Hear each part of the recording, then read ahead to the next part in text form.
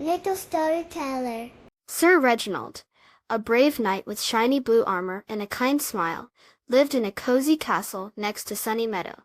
In Sunny Meadow lived Sparky, a small green dragon, with big round eyes and tiny wobbly wings. Sparky had a secret. He was very afraid of his own sneezes. One sunny morning, Sir Reginald was walking through Sunny Meadow.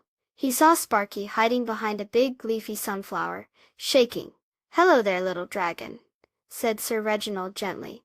"Are you all right?" Sparky peeked out with worried eyes. I think I'm going to," he sniffled, his nose twitching. Suddenly Sparky let out a loud "Jet-choo!" Bright, colorful flowers of all shapes and sizes popped up everywhere around him. There were sunny yellow daisies, soft pink roses, and cheerful bluebells. Sparky squeezed his eyes shut, waiting for something scary, but nothing happened. He slowly opened one eye, then the other. He saw the beautiful flowers and gasped. Sir Reginald smiled.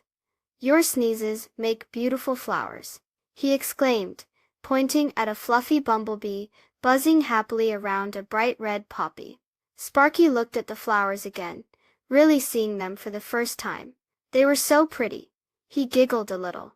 Maybe his sneezes weren't so scary after all. From that day on, Sparky wasn't afraid to sneeze anymore. He would even try to sneeze on purpose, making the meadow even more colorful.